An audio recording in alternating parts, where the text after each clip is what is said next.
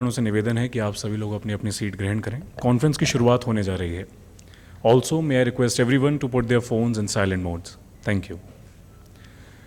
आज की कॉन्फ्रेंस को सफल बनाने के लिए हमारे बीच मौजूद हैं honourable minister of fisheries, animal husbandry and dairying, government of India, Shri Parshottam Rupala ji, Shri Jatendra Nath Swain ji, secretary AHD and president Indian national committee of IDF, Ms. Varsha Joshi ji, Additional Secretary CDD, Department of Animal Husbandry and Dairying, Mr. Pierre Cristiano Brazil, President IDF, Ms. Carolyn Emmond, Director General IDF, और श्री मिनेश शाह जी, Chairman National Dairy Development Board and Secretary Indian National Committee of IDF. अब मैं honourable minister of fisheries, animal husbandry and dairying, government of India, Shri Parshottam Rupala ji से अनुरोध करना चाहूँगा कि वह आज के कार्यक्रम के अवसर पर हमें अपने विचारों से अवगत कराएं, वे हमारा मार्गदर्शन करें। अंतर्राष्ट्रीय डेयरी फेडरेशन का सम्मेलन भारत में और करीबन 40 सालों के बाद भारत इसकी मेज़बानी करने जा रहा है और 12 तारीख से वो विधिवत उसका प्रारंभ होना है और 15 तारीख तक ये सम्मेलन यहाँ संपन्न होगा। मुझे ये बताते हुए भी बड़ी खुशी हो रही है कि इस डेयरी इंडस्ट्रीज़ का और इस इंटरनेशनल फेडरेशन के इस समिट का, दोनों का महत्व को ध्यान में रखते हुए इस इवेंट के इनॉग्रेशन में हमारे सम्माननीय प्रधानमंत्री श्री भी आने वाले हैं। ये इससे एक बात ये भी प्रतीत होती है कि इस इवेंट को हम और हमारी सरकार किस नज़र से देख रहे हैं। सो एक बहुत ही गरिमापूर्ण संवाद और इवेंट हमारी धरती पे होने जा रहा है। इसमें करीबन 50 देशों से प्रतिनिधि हिस्सा ले रहे हैं। 1500 से ज़्यादा डेलीगेट्स इसमें सम्मिलित होने वाले हैं। इसमें डिटेल सारी आपको फेडरेशन से और हमारे NDDB के चेयरमैन मिनेश शाह जी भी बताएंगे।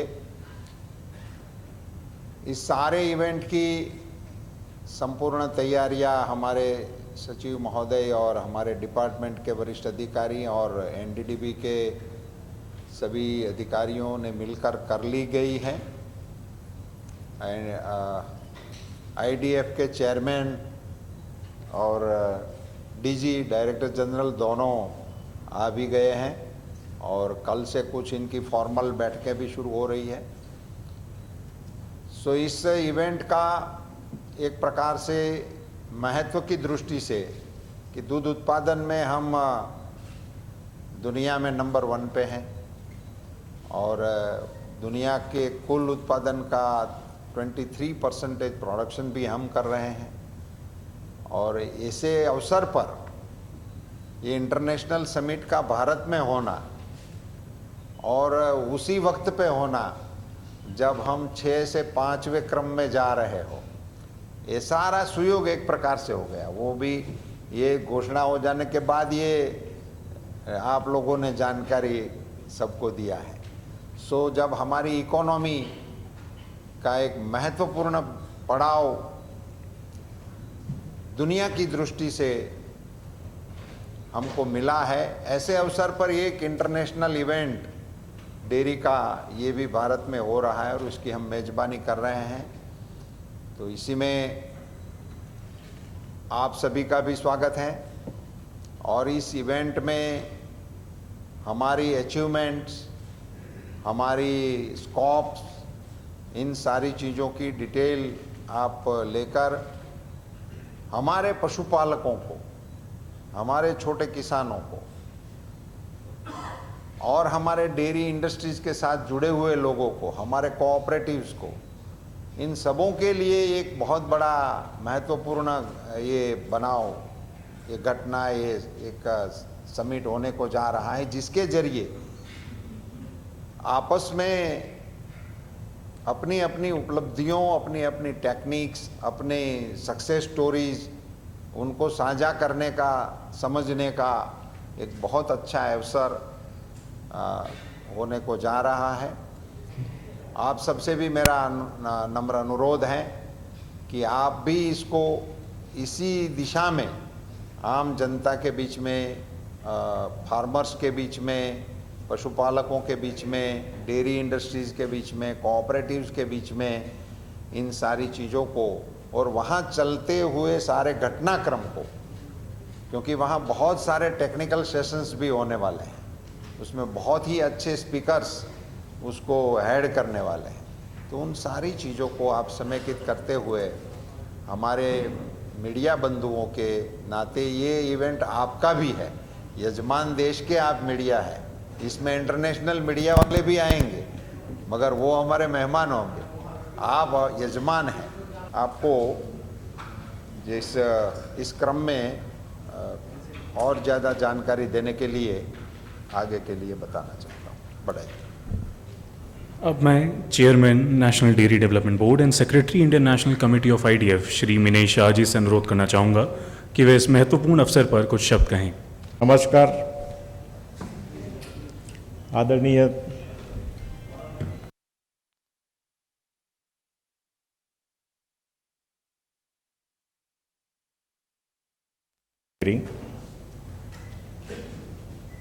Shri respected Sri Jitendra Nath Swain ji, Secretary, Ministry of Fisheries, Animal Husbandry and Dairying, Madam Varsa Joshi ji, Additional Secretary, Department of Animal Husbandry and Dairying, President IDF, Mr. Cristiano Brazale, and Scarlin Amond, Director General IDF, and all invited journalists.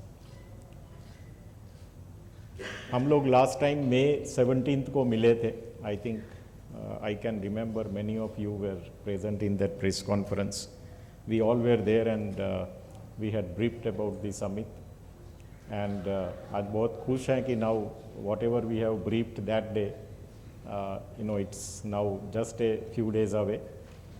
सितंबर 12 से सितंबर 15 को हम world dairy summit international dairy federation के साथ मिलके आयोजित कर रहे हैं. इससे पहले जैसा आदरणीय मंत्री जी ने बताया 9 से 11 हमारे इंटरनेशनल डेयरी फेडरेशन के बिजनेस मीटिंग्स जो हैं वो कल से चालू हो जाएंगे 3 दिन के लिए, और 12 तारीख को हम समिट को इनॉग्रेट करेंगे और फिर हमारे टेक्निकल सेशंस इमीडिएटली इनॉग्रेशन जो समिट होगा उसके बाद चालू हो जाएंगे. ये बहुत ही इम्पोर्टेंट समिट ऐसे टाइम में हम कर रहे हैं जैसे एक 75th ईयर ऑफ इंडिपेंडेंस है और हम सब जानते हैं कि गवर्नमेंट का फोकस है हम आगे अगले साल 25 साल में कैसे हम डेयरी को और एनिमल हस्बेंड्री सेक्टर को आगे ले जाएंगे. तो 100th ईयर में हम यहाँ से कहाँ पहुँच सकते हैं. आई थिंक सब गवर्नमेंट मिलके वो एक रोड मैप बना रहे हैं. एंड ऐसी समिट जहाँ पे हम सारे ही इंटरनेशनल एक्सपर्ट्स आएंगे, सारे ही टेक्निकल एक्सपर्ट्स इसमें शामिल होंगे, तो एक हमें बहुत अच्छा अपॉर्चुनिटी मिलेगा. First we will showcase the small holder dairy farming system of our country. I think it is very unique system. We are largest milk producer in the world, but our dairy farming system और the average animal holding in the farm is just 2 to 3 cattle. Whereas if you go in the developed dairying countries, the average farm size, for example, in New Zealand is some 425 cows per farm. And I am sure if you see the figures of US, Canada, you will see the figure much above, the 200, 300 cattle's average animal farm size. So this is an opportunity for us to showcase our small holder system, which is not only providing the nutrition to the large population of the lacto-vegetarian country, because most of the population is lacto-vegetarian, and milk and milk products provides a good source of nutrition to the large part of our people. It's also the opportunity that apart from nutrition we also provide the livelihood opportunity. तो आज करीब करीब 8 crore family हमारी animal husbandry और dairying sector से directly जुड़े हैं और डेली इसमें से एक लाइवलीहुड का सोर्स है।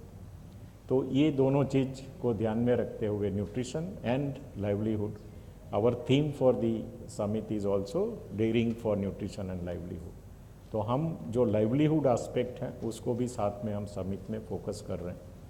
तो एक 12th को हमारा जो इनॉग्रेशन सेशन होगा, उसके बाद 13th हम पूरे दिन लाइवलीहुड में बात करेंगे, 14th को पूरा न्यूट्रिशन पे बात करेंगे, एंड देन लास्ट डे हम 15th को we have a half a day session where we will talk about the sustainable dairying.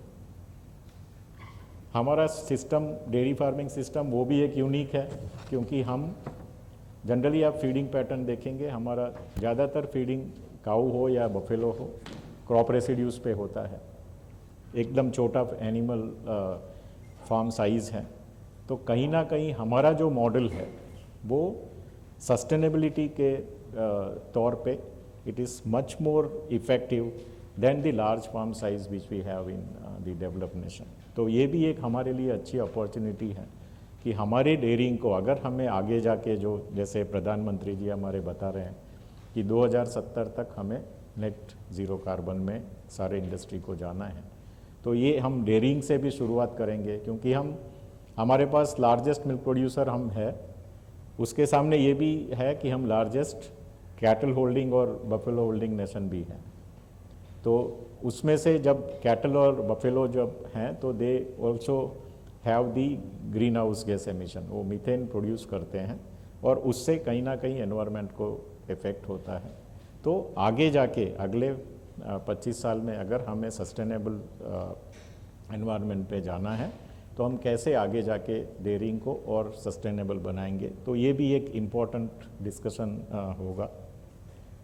दूसरा एक इम्पोर्टेंस है कि जैसा ब्रीफिंग में आदरणीय मंत्री जी ने बताया, हम 2014-15 से देखेंगे अब तक हमारा compounded annual growth rate milk production में 6% से ज़्यादा है।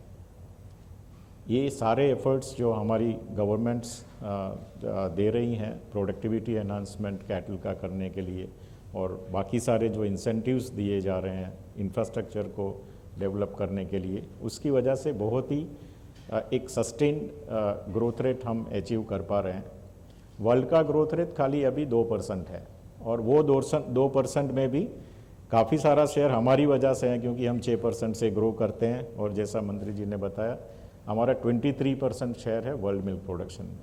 तो हमारे ग्रोथ रेट से ही वर्ल्ड को भी एक अच्छा ग्रोथ रेट मिल रहा है, तब भी हम 3% ज़्यादा, 3 टाइम्स ज़्यादा ग्रोथ रेट है। और आगे जाके अभी हमारा ग्रोथ अच्छा है, मिल्क प्रोडक्शन भी बहुत अच्छा है, हमारा कंजम्पशन भी सबसे ज़्यादा है because we have a large population to support. But आगे जाके अगर हम ये ग्रोथ रेट सस्टेन करेंगे, अगर हमको फार्मर्स को और ज़्यादा इनकम देना है, तो आगे जाके कहीं ना कहीं we'll have to look for the export opportunities into other countries for our milk and milk products. So this is an excellent again platform where we will be having more than 40 countries who will participate in this event. We will have discussions, technical discussions, the challenges which we have, why we are not able to export. हमारा global export जो milk and milk products का marketing है उसमें अभी 1% से भी कम है। So how do we improve our share in the global dairy export? I think ये भी एक अच्छा हमें अपॉर्चुनिटी रहेगा। हम ये समिट में मिल पाएंगे, हम हमारे एक्सपीरियंसेस शेयर करेंगे, हमारी चैलेंजेस पोज करेंगे, एंड देन एक रास्ता आगे जाके बनाएंगे which will help us to improve our share in the global export. तो ये है जो समिट के बारे में टेक्निकल डिटेल्स हैं। अबाउट 1500 पार्टिसिपेंट इसमें आएंगे। हमारे पास कंफर्म 1450 रजिस्ट्रेशंस हो चुके हैं डेलीगेट्स के, और कहीं सारे इन्वाइटीज़ भी आएंगे।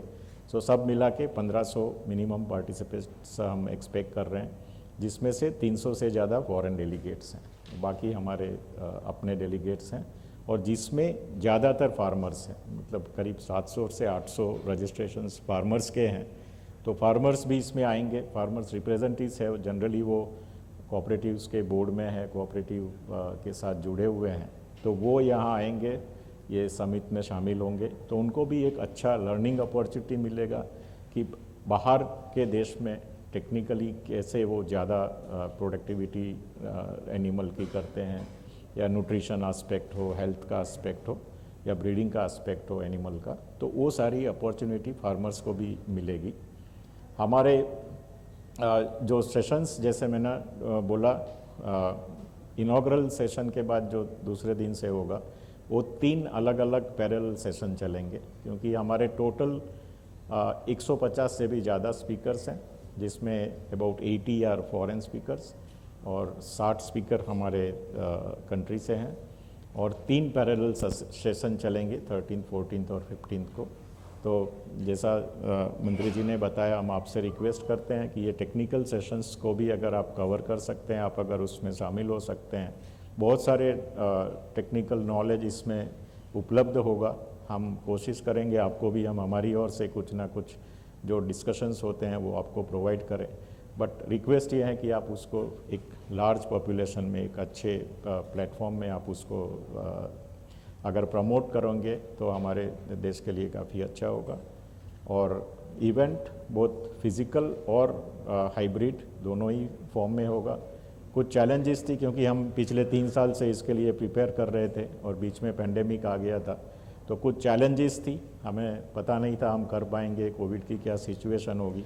बट आज हम बहुत खुश हैं। I think we have all come out of the pandemic, situation is better now, under control.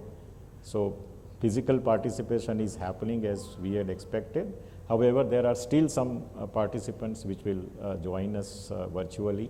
There are some speakers also who will deliver the lectures virtually. But मैं आपको ये promise करता हूँ कि event बहुत ही अच्छा रहेगा, बहुत ही promising रहेगा। और मेरी request है फिर से, आप इसको जितना ज़्यादा cover कर सकते हैं करिए। ये हमारे देश के लिए बहुत ही prestigious event है और इसमें आपका सपोर्ट जरूरी है। Views from IDF side and then we will take the question and answer. धन्यवाद। Namaste, Honorable Minister Rapula, distinguished colleagues. It's a pleasure to be here. We're so excited. After 2 years without a summit, we're actually back, and thanks to India for hosting this important event. The IDF World Dairy Summit is a key event for the dairy sector worldwide. It's an opportunity for us to share, to learn, to connect, to get inspired, and that's why people are attending the summit. Both for experts around the world and from experts in India, it will be an opportunity to see the latest science, to learn about innovation, to learn from our colleagues. We have colleagues from the FAO, from OECD, from Codex, World Bank, UNEP, that will be with us sharing their expertise, and we can have also that learning experience. From the IDF perspective, we also take that opportunity to launch our annual report, where I'll be sharing all of the achievement of the organization throughout the year, and we'll be also launching our flagship publication, the IDF World Dairy Situation Report, where we publish all the important data about the production, the consumption, the price, the trade around the world, and we do have this here special chapter on India. So I really encourage you to look into that report. It is very important for the dairy sector. And we're also taking the opportunity, like Manesh just mentioned, on the sustainability. On Thursday, we'll have a special session talking about climate.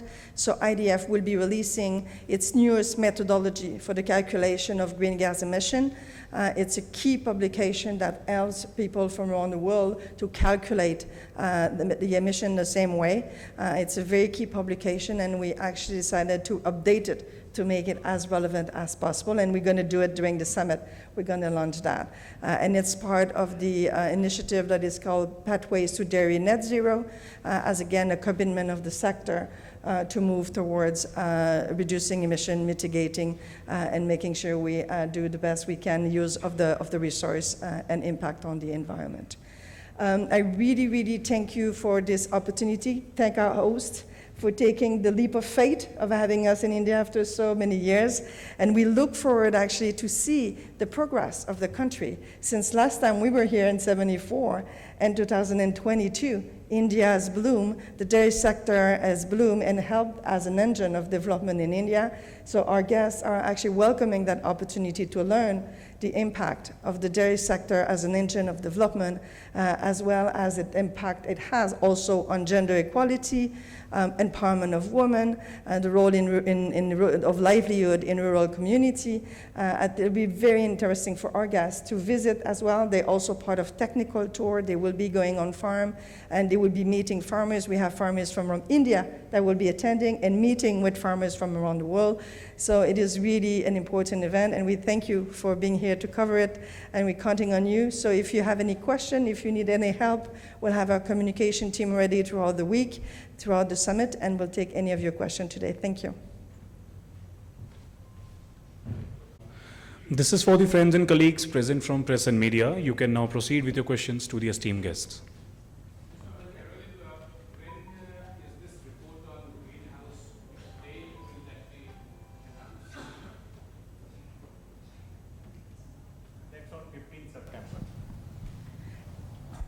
Yes, the methodology will be available on the 15th. Yes, the day of the session on sustainability.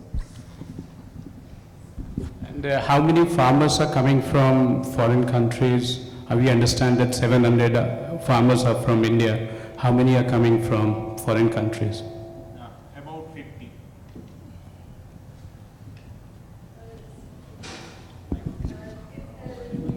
I'm Mama Jane from Agriculture Today.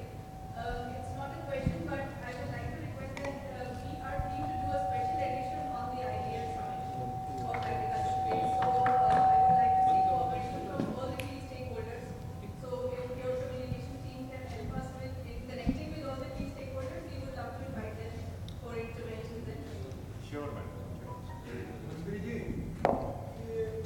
दूध का जो हाल है देश में अभी वर्तमान में जो दूध का जो हाल है उसमें मेरे को लगता है और भी कुछ करना पड़ेगा ताकि मतलब वो 35 रुपए 25 रुपए 35 रुपए ज़्यादा मदर डेयरी अमूल और बाकी जो दूध मिलता है वो तो मिलावट दूध है तो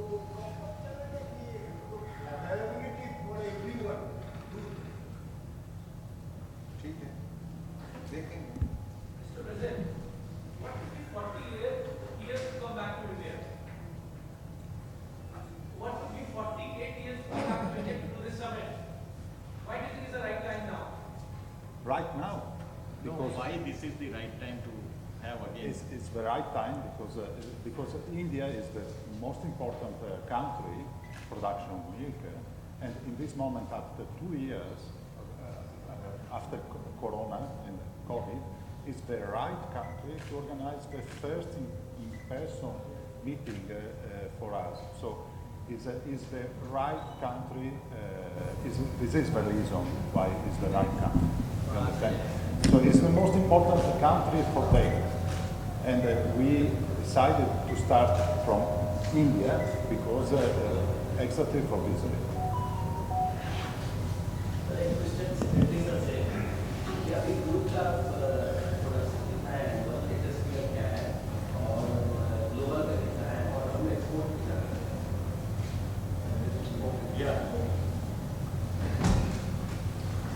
See, first question is about the productivity of animals. So, total production is 220 million metric tons. ये 19-20 का फिगर जो आया हुआ है, I think 1920 only. It's 1920 only और 20-21 हो सकता है, I'll confirm. But 220 million metric tons. Million. Export, I mentioned in my speech, it is less than 1% share in the global export. Figure में एग्जैक्ट आपको दे दूंगा.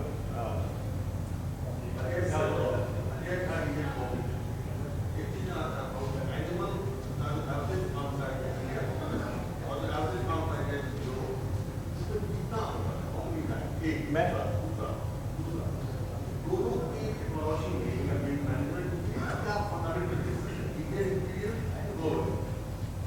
आई थिंक एक उसको थोड़ा तो टच किया था। हमारा जो एवरेज फार्म साइज है 2 से 3 एनिमल का एवरेज फार्म साइज है। आपको 50 से भी मिलेंगे, 100 वाले भी मिलेंगे, 200 वाले भी मिलेंगे, but total number of farmers और टोटल एनिमल को देखते हुए एवरेज फार्म साइज हमारा 3 एनिमल के करीब है। डेवलप्ड नेशन जैसे मैं न्यूजीलैंड का एक्सपीरियंस बताया, न्यूजीलैंड में करीब 425 एनिमल एक फार्म साइज होता है। बेसिक डिफरेंस ये है, उनका पास्चर बेस्ड फार्मिंग होता है। एक बड़ा सा पास्चर, बड़ा फार्म है, पास्चर बेस्ड है, वहाँ एनिमल्स को खुला छोड़ सकते हैं। We don't have that much space, हमारे पास उतना जगह है नहीं कि हम पास्चर बेस्ड फार्मिंग करें। हमारा एक बैकयार्ड में, घर के बैकयार्ड में फार्मर अपने पास 3-4 एनिमल, 5 एनिमल रख के फार्मिंग करते हैं। ये एक बेसिक डिफरेंस है। टेक्नोलॉजी में देखेंगे ज़्यादा डिफरेंस है नहीं। आपके पास फार्म साइज बढ़ेगा तो नेचुरली आपको थोड़ा एडवांस टेक्नोलॉजी में जाना पड़ेगा। अदरवाइज जैसे मिल्किंग मशीन्स है, हमारे यहाँ भी अभी पॉपुलर हो गए हैं। आपके पास 10 गाय 15 गाय है तो जनरली हम भी मिल्किंग मशीन से मिल्क लेते हैं। वहाँ पे भी मिल्किंग मशीन से, क्योंकि वहाँ फिजिकली पॉसिबल नहीं है। बट हमारे यहाँ अगर 2 कैटल है तो फिजिकली पॉसिबल है। तो ऐसा टेक्निकल कोई ज़्यादा डिफरेंस नहीं है, बट एडॉप्शन जो है टेक्नोलॉजी का डिपेंड करेगा कि आप कितने नंबर्स आपके पास हैं और आप क्या कर सकते हैं। 2-3 दिन में बताना चाहूँगा।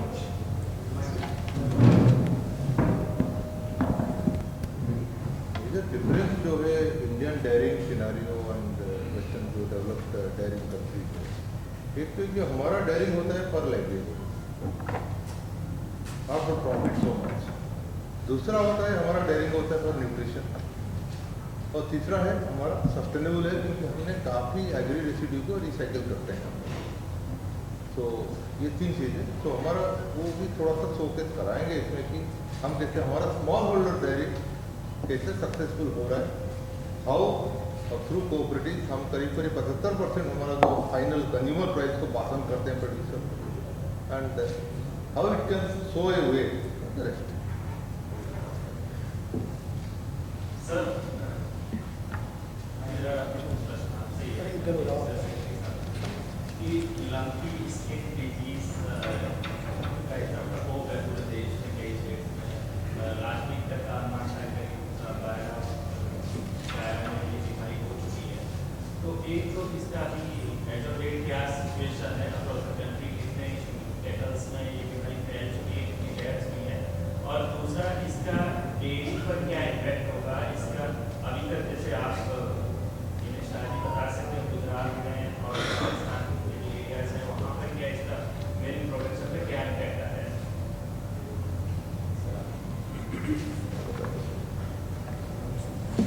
देखो वैसे ये इशू को मैं इस अपनी कॉन्फ्रेंस के साथ जोड़ना नहीं चाहता था। अगर आपने ठान लिया है तो मैं जवाब देने से वो कतराना भी नहीं चाहता हूँ। मगर ये हमारे मैनेजमेंट का इशू, हेल्थ मैनेजमेंट का। अभी 6 से 7 राज्यों में उनका प्रकोप अभी चल रहा है। गुजरात, राजस्थान, पंजाब, हरियाणा और उत्तर प्रदेश में, थोड़ा पश्चिमी उत्तर प्रदेश में देखने को मिला है, और अभी साउथ में भी, आंध्र में उनका प्रेजेंस, अब इतना प्रकोप नहीं है मगर प्रेजेंस इसका हो गया है।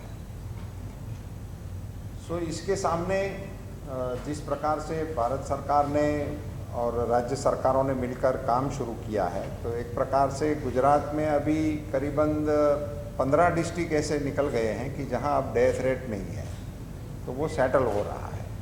राजस्थान में अभी थोड़ा बहुत चल रहा है, पंजाब में और हरियाणा में, वहाँ भी अभी वैक्सीनेशन का और सारा काम शुरू हो गया है। 5 राज्यों में मैं पर्सनल होके आया, वहाँ के राज्य सरकारों के मुख्य अधिकारी और मंत्रियों के साथ बैठकर उन लोगों को सेंसिटाइज करने का प्रयास किया है।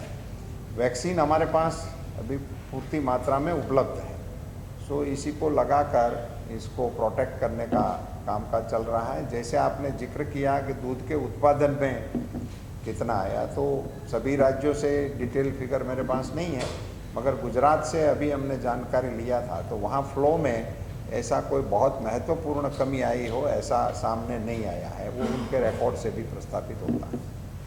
My question with Caroline. Madam, dairy sector is the backbone of Indian agriculture and farmers. Most of population, more than 70% population depend on agriculture and dairy sector in India. How much big market you see here for dairy investment, trade and business?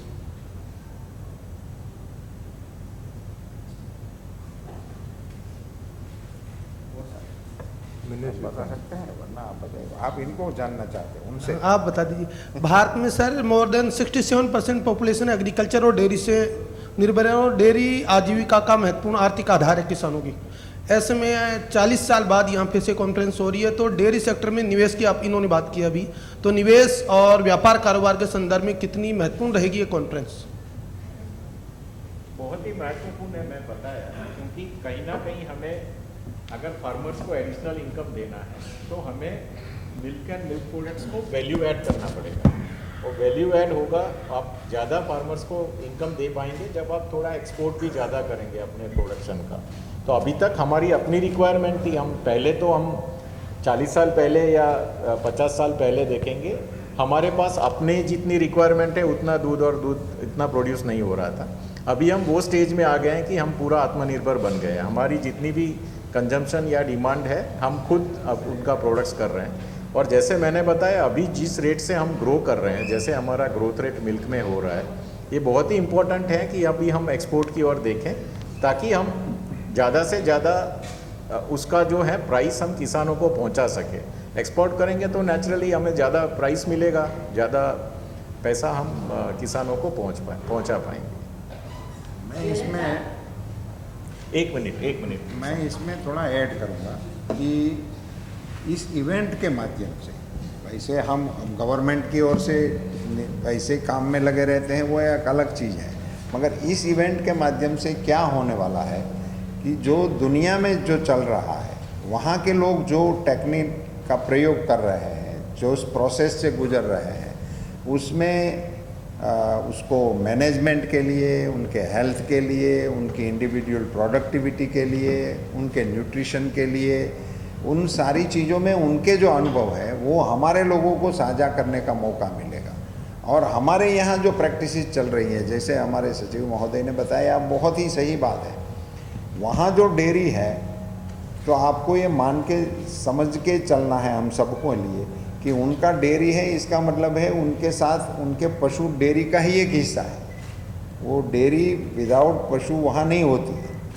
हमारे यहाँ जो डेयरियाँ हैं तो उनकी मालिकी किसानों की है, पशुपालकों की है। ये बेसिक डिफरेंस हमारे और इनके मॉडल में है। और सबसे महत्वपूर्ण बिंदु हमारा ये है कि जो हमारा कोऑपरेटिव मॉडल से हम इसमें डेवलपिंग कर रहे हैं, उनमें 85% तक का जो बेसिक कीमत होता है वो किसानों को उपलब्ध हो जाता है, उस ये मॉडल की वजह से हो रहा है। तो वो उन लोगों को भी एक प्रकार से हमारे देश की ओर से सीखने की बाबत है। ऐसे इवेंटों से क्या होता है कि अंतर्राष्ट्रीय ग्लोब में हम कहाँ हैं उनका हमको पता लगता है, जानकारी ये मिलती है कि कहाँ हमारी प्रोडक्ट्स को हम मार्केट करने में हम तक है, क्या सुविधा है, तो स्कोप क्या है उनका भी हमें पता लगता है। और हमारी जो अच्छी चीज़ें हैं उनको शोकेस करने का भी ऐसे अवसरों पे पता लगता है। मैं उदाहरण के तौर पे कहूँगा कि अपनी कोई अच्छी मिठाई है, वो अभी इस इवेंट के जरिए हम इसको मार्केट कर सकते हैं, और उनमें से उन लोगों को यदि उनकी रुचि में पता लग गया तो ये अपना अपना कारोबार जो आपका व्यापार का है उनको स्पर्श हो सकता है। ऐसी चीज़ें इस इवेंट के माध्यम से ये सब कुछ होने वाला है। सर एक सवाल है, मंत्री जी और सेक्रेटरी साहब के लिए। नहीं, इधर से वो पूछ रहे थे, इनको पूछ। वो हत्या हमारे देश की प्रमुख समस्या है। आपने कई प्रोग्राम भी किया गाय पे, गोबर के प्रोडक्ट वगैरह पे, तो क्या वो हत्या का इसमें मैसेज दिया जाएगा कि वो हत्या ना हो? वो हत्या हमारे देश की प्रॉब्लम है। आप कई प्रोग्राम कर चुके हैं, हम सब कह दिए आपके जो अपने प्रोडक्ट वगैरह गाय की लिए, उसमें क्या मैसेज देना चाहिए? ऐसे इश्यू पे इस इवेंट में कोई बातचीत नहीं होगी। ऐसे इवेंटों पे सिर्फ डेयरी इंडस्ट्रीज को रिलेटेड, दूध के रिलेटेड, इनके प्रोसेस से रिलेटेड, उनके उत्पादकता से रिलेटेड उन सारे इश्यूओं पे बात होगी। मैंने आपको सभी को ये एक बात पहले ही बताई थी कि आप भी यजमान हैं इस इवेंट के, और हमें दुनिया में क्या शोकेस करना है उसका थोड़ा आप भी तय करें कि इस विषय को हमें ले जाना है, उसी पे रहे। आप बैठिए।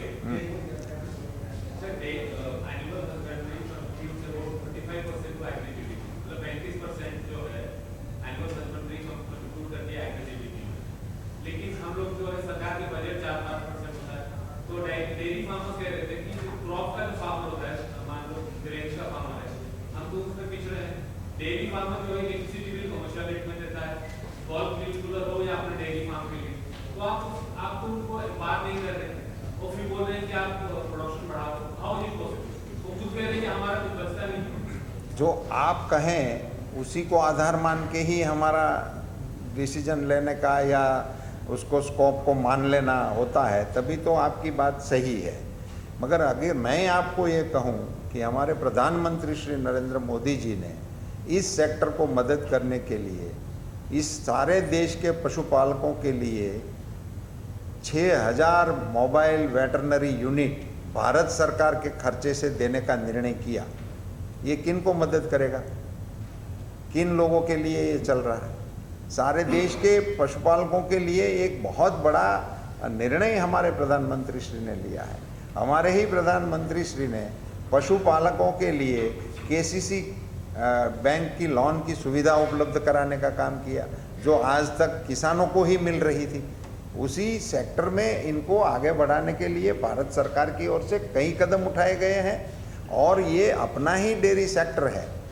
उसी से अब मैं उदाहरण के तौर पे आपको बताना चाहूँगा कि अकेले अमूल से पर डे 150 करोड़ रुपये फार्मर्स को दिए जा रहे हैं पर डे, और वो इनके जो मूल्य है उनका 85% कीमत है वो किसानों को उपलब्ध हो रहा है।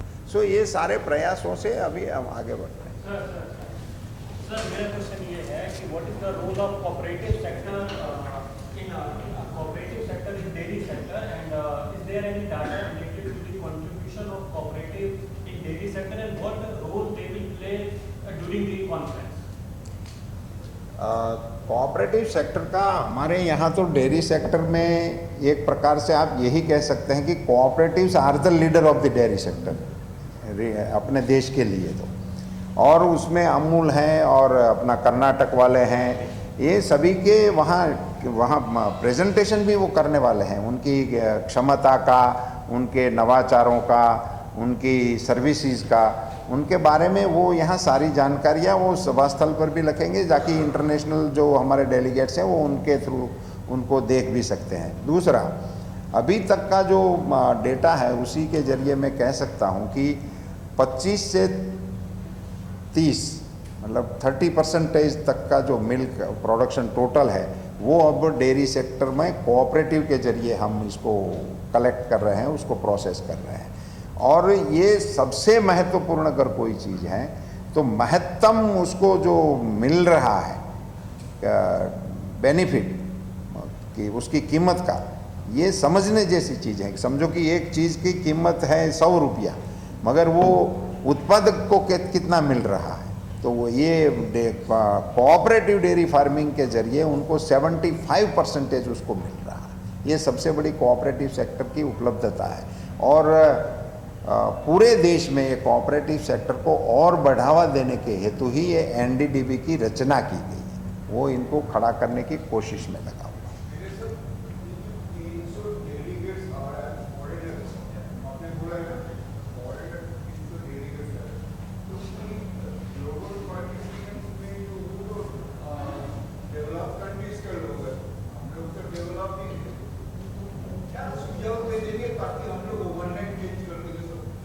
क्या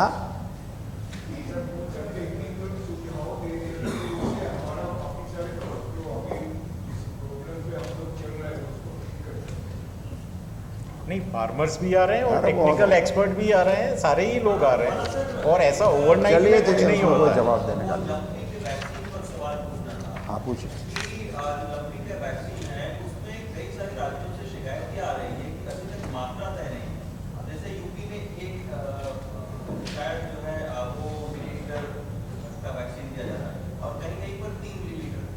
का वैक्सीन दिया जाता है, उसके बाबत सर क्या है? और जो आप लोग जो गॉडपॉक्स का जो टीका लगा रहे हैं, वो ये बताया जा रहा है कि कारगर नहीं है, जो नया टीका है वो कब से उत्पादन होगा? सही, मैं बताऊँ आप बताइए।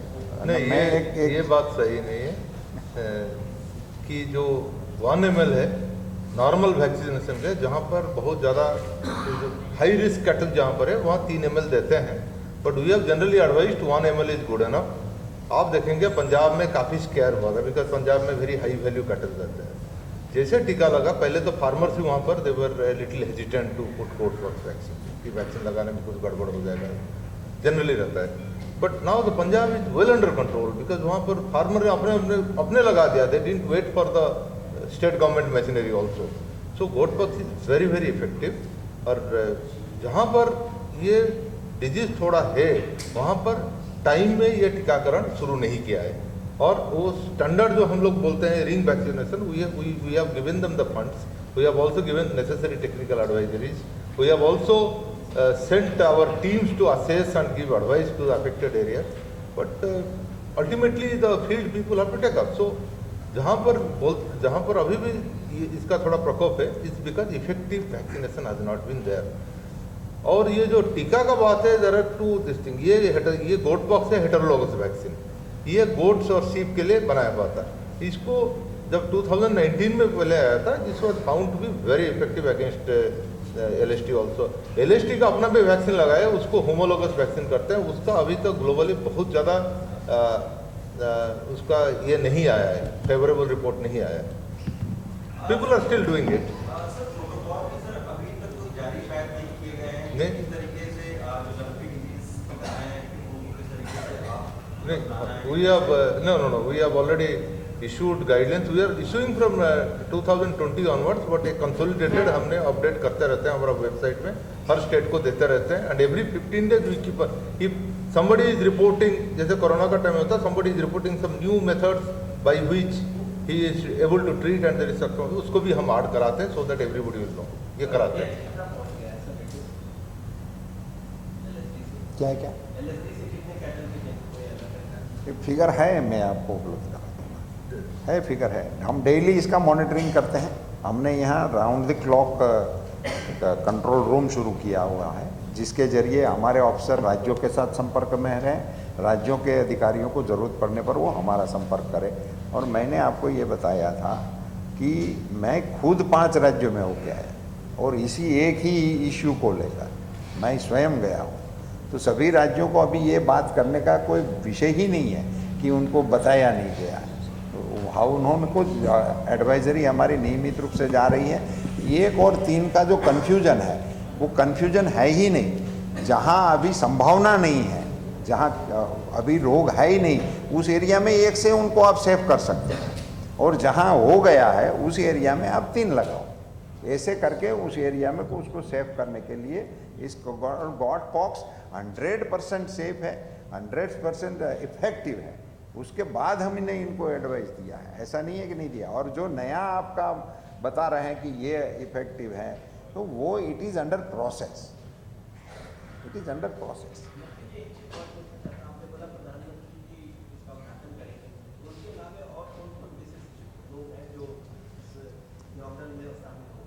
इसमें हमारे अमित भाई शाह जी भी कोऑपरेटिव मिनिस्टर के नाते आने वाले हैं, और भी मंत्री लोग हैं वो, मगर अगले सेशन में और 3-4 दिनों के बीच में आने वाले हैं। उसमें हमारे IT मिनिस्टर अश्विनी जी आने वाले हैं, हमारे स्मृति जी भी आने वाली हैं, हमारे भूपेंद्र सिंह जी भी, यादव जी भी आने वाले हैं, हमारे गिरिराज सिंह जी भी आने वाले हैं, तोमर साहब भी आने वाले हैं।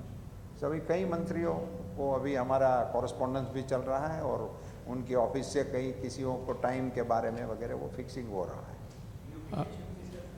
यूपी के चीफ मिनिस्टर आने वाले हैं, गुजरात के चीफ मिनिस्टर आने वाले हैं, कर्नाटका के चीफ मिनिस्टर आने वाले हैं। मंत्री जी, 15 तारीख को ये मीथेन वाला रिपोर्ट पेश किया जाएगा, जो कि आखिरी दिन है। भारत के डेयरी के जो जुड़े लोग हैं, उनका हित साधने के लिए सरकार इस रिपोर्ट में कितना तत्पर है?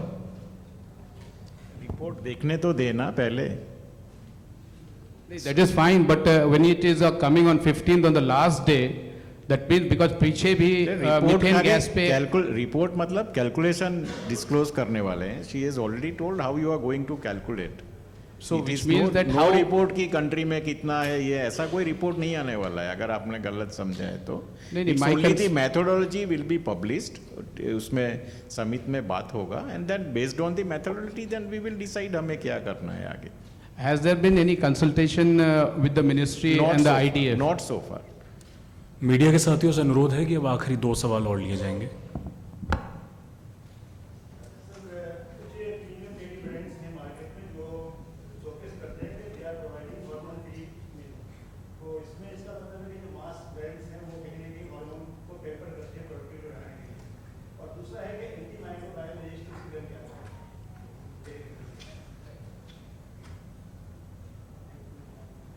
क्वेश्चन क्या है इसका?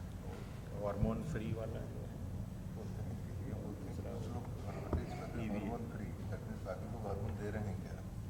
EMR का तो पहले मैं बता देता हूँ. उन सारी चीज़ों पे जो बान है उसी पे बान है ही, उसी में किसी की एडवर्टाइज से किसी को परमिशन मिल जाती है ऐसा मानने की कोई आवश्यकता नहीं है. Hormones are ban in India and strictly we are following it. Thank you so much.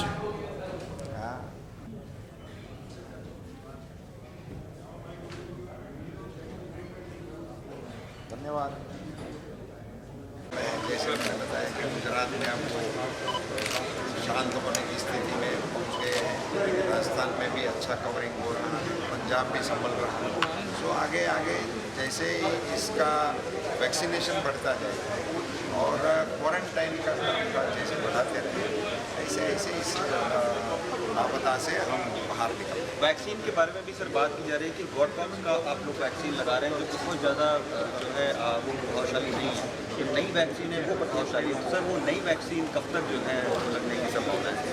वो अभी प्रोसेस में है, इसलिए इसके बारे में ज़्यादा बोलने का कोई बहुत महत्व नहीं है. और गॉडपॉक्स वैक्सीन बहुत ही इफेक्टिव है, इसके रिजल्ट हमारे सामने हैं. जैसे कि महाराष्ट्र में इनका प्रयोग हो गया, वो राज्य ऐसे ही बच गया इस प्रकोप से. आप उसका उदाहरण भी कह सकते हैं. और जिन जिन राज्यों में भी अभी भी जहाँ प्रयोग हमारा चल रहा है वहीं भी वो कैटलिन से मुक्त हो रहे हैं. राजस्थान से सर बहुत ही भयानक तस्वीरें आ रही हैं अखबारों में कि तमाम सारे बगल ये इसको मैं इसलिए और कहना चाहूँगा कि ये राज्य सरकारों को इसका प्रोटोकॉल है. इस लंपी स्किन डिसीज से जो जानवर की मृत्यु होती है तो उसका प्रोटोकॉल है, इसको ठीक तरह से बरी करें. ये भी एडवाइजरी का एक हिस्सा है. और ये समझो कि हम कोरोना के समय में हम इसका कैसे नियंत्रण कर रहे थे डेड बॉडी, ऐसे इसी में भी राज्य सरकारों को सावधानी भी बरतने की आवश्यकता है. उनके ऐसे फोटो दिखा के फिर इसको और स्थिति की ओर ले जाने के बजाय उसको डिस्ट्रिक्ट एडमिनिस्ट्रेटर जिला के हमारे अधिकारियों को ये बताना चाहिए कि जहाँ भी है ऐसी स्थिति उसको ठीक तरह से बरी करें. सर प्रोटोकॉल का सख्ती से पालन सर कैसे होगा? मतलब आप लोग को वो राज्य सरकार का एडवाइजरी भी दिया है, हमने रूबरू जाके भी बताया.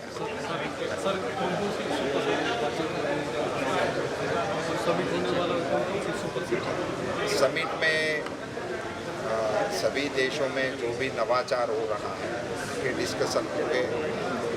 प्रोडक्शन के लिए, प्रोडक्टिविटी के लिए, न्यूट्रिशन के लिए, पशुओं के ब्रीडिंग में क्या क्या नवाचार कहीं पे हो रहा है, उसके रखरखाव में क्या नई चीज़ें वहाँ हो रही है, हमारे यहाँ क्या हो रहा है, और फिर डेयरी प्रोसेसिंग और उसी में क्या टेक्नोलॉजी में किस प्रकार की स्थिति है, उन सारी चीज़ों पे बातचीत हो. सर पोल्ट्री जब गाय की बात करते हैं तो पोल्ट्री थोड़ा पीछे रह जाता है, जबकि पोल्ट्री आप भी मानते हैं कि इससे ज़्यादा नफ़ा भी हो सकता है और फ़ायदेमंद भी है छोटे किसानों के. नहीं, वो पीछे नहीं रह जाता है.